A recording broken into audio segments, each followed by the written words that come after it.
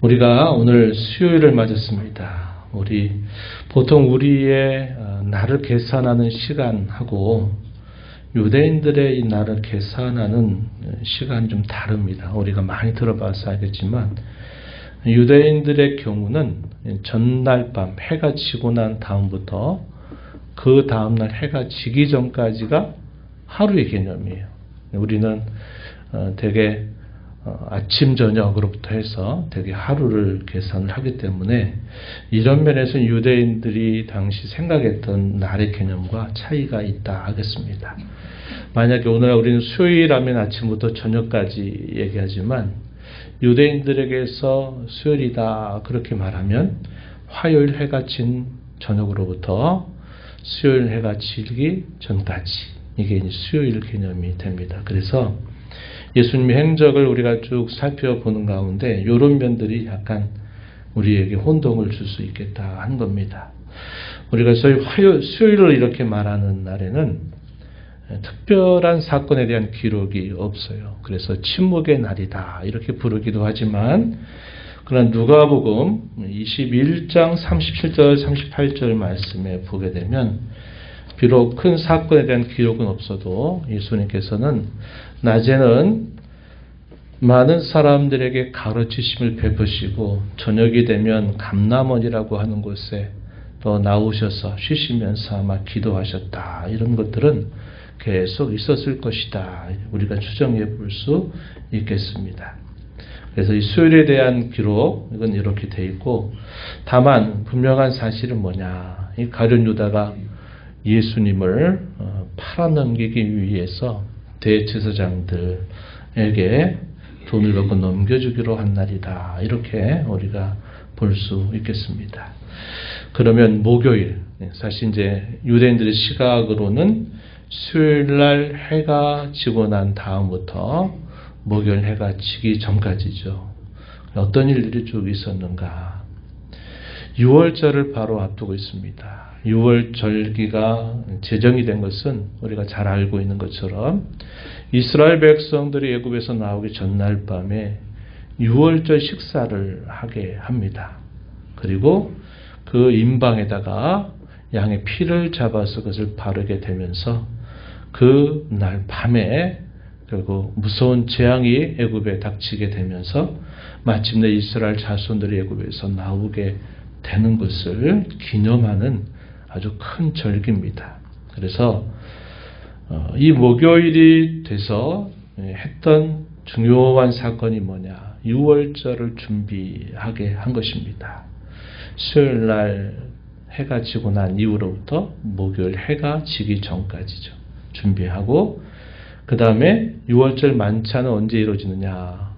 우리 시간으로는 저녁에 이루어지겠죠. 해가 난 저녁에 만찬을 하게 되는데 유대인들의 시간 개념으로는 금요일이 시작이 된 겁니다. 그렇죠. 시작이 돼서 6월절 만찬을 하게 되죠.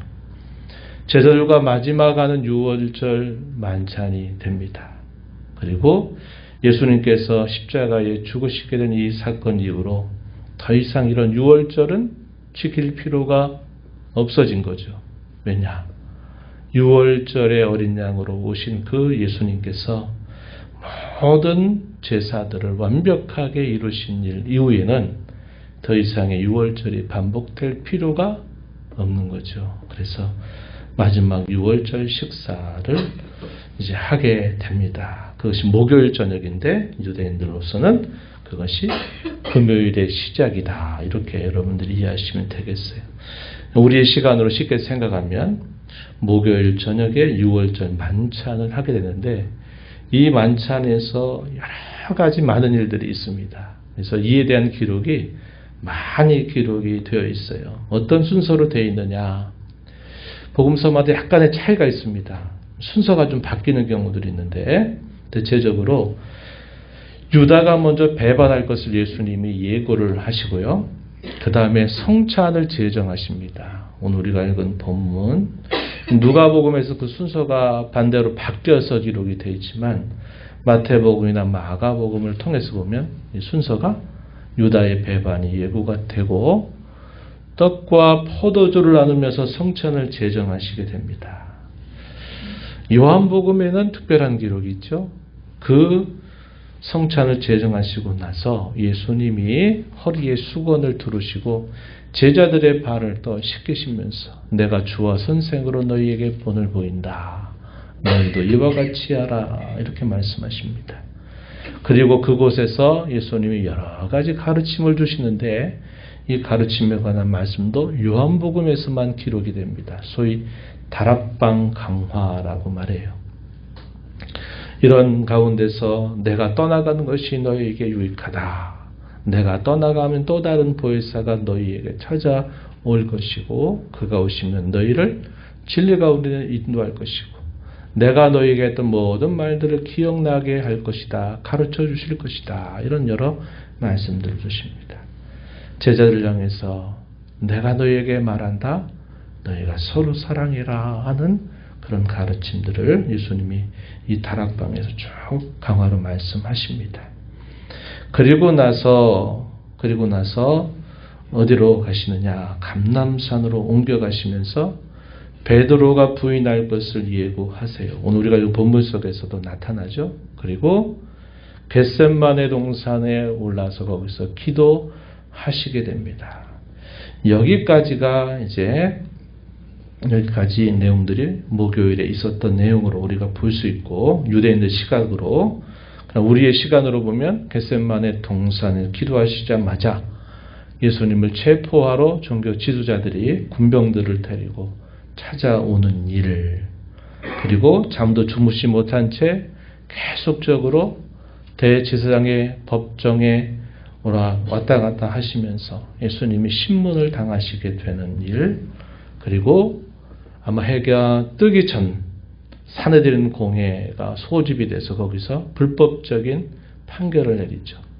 예수님에 관하여 신성모독죄다, 소위 참남죄다 이렇게 하면서 이제 판정을 내리고 빌라도 법정으로 소환됐다가 마침내 9시경이죠. 우리 시간으로 금요일 9시경에 결국 십자가에 매달리시게 됩니다. 그리고 약 6시간 동안 매달려 계시면서 피와 물을 다 쏟으시고 난 이후에 운명하시는 내용들이 쭉 이어져요. 그래서 그렇게 이어져서 이렇게 쭉 목요일 저녁부터 금요일까지는 쉴 새 없이 모든 일정들을 예수님께서 감당하시게 된 겁니다.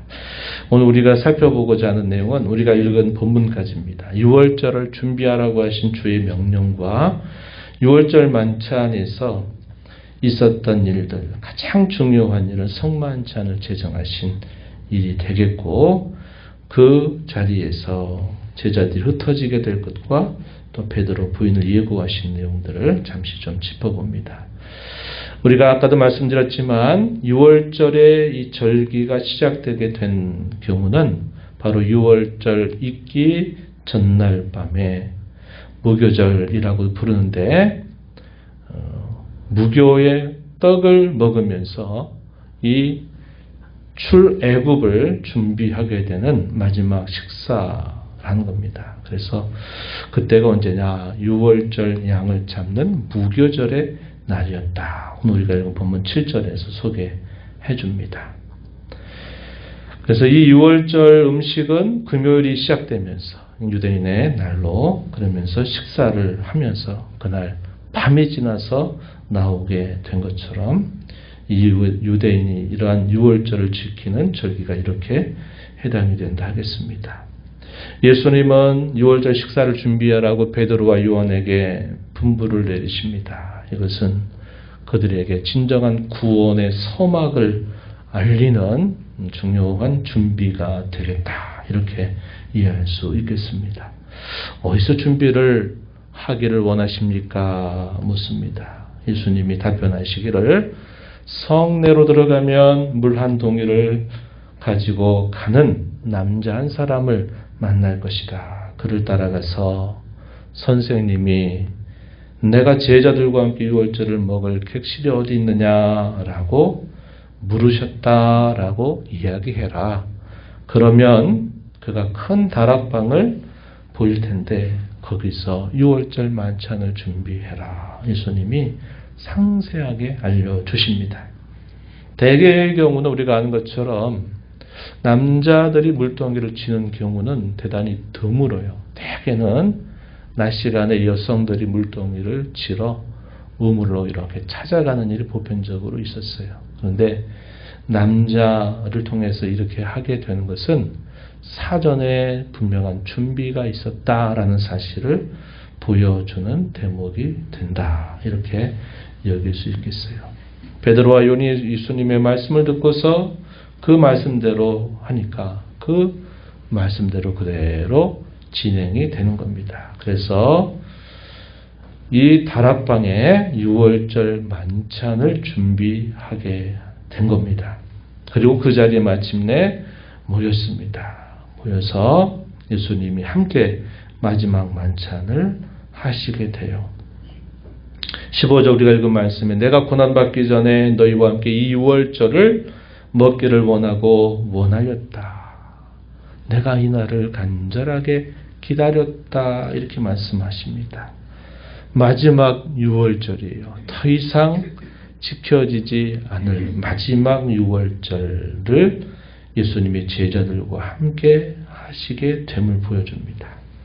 그리고서 분병을 하시죠. 떡을 가져 감사 기도를 하시고 말씀하십니다. 이것은 너희를 위하여 주는 내 몸이다. 기념해라. 저녁 식사를 하시고 난 다음에 잔도 그와 같이 해서 또 감사 기도하고 나눠주시면서 이렇게 말씀하셔요. 이 잔은 내 피로 세우는 새 언약이니 곧 너희를 위하여 붓는 것이다. 이렇게 말씀을 하십니다. 그리고 난 다음 우리 누가복음에서는 유다의 배반이 예고가 되죠. 21절. 근데 아까 말씀드렸듯이 마태와 마가복음에서는 순서가 바뀌어 있다는 것을 우리가 볼 수 있겠다는 겁니다. 배반을 예고하자 이 제자들이 막 들썩들썩한 겁니다. 우리 중에서 도대체 누가 이런 일을 한단 말이야? 누가 이런 걸 한단 말이지? 서로 제자들이 서로 묻는 모습이 나타납니다. 그리고 나서 이 제자들 간에 또 화제거리가 바뀌는데 그게 뭐냐면 24절, 27절 내용에 보니까 누가 더 크냐 하는 다툼이 서로 벌어지게 된 겁니다. 예수님 말씀하세요. 나는 섬기는 자로 너희 가운데 있다. 이렇게 말씀을 하셔서 그 다툼을 잠재우십니다. 하나님의 나라에서는 섬기는 자, 그런 자가 큰 자다. 이런 말씀을 하시고 난 다음에는 훗날에는 이렇게 하겠다 말씀하시죠. 내가 너희들에게 내 나라를 맡겨서 너희가 내 상에서 먹고 마시고 12지파를 다스리게 할 것이다. 라는 말씀을 해주십니다. 주님의 놀라운 약속이죠. 그러면서 마침내 이제 베드로의 배반, 제자들의 흩어짐에 대하여 예수님이 말씀을 하시게 되는데 누가복음에서만 기록되어 있는 특별한 말씀, 우리가 읽은 31절, 32절에 보니까 뭐라고 표현되냐면 사탄이 너희를 밀가부르듯 하려고 요구하였으나 내가 너를 위하여 내 믿음이 떨어지지 않기를 기도하였다. 너는 돌이킨 후에 내 형제를 굳게 하라.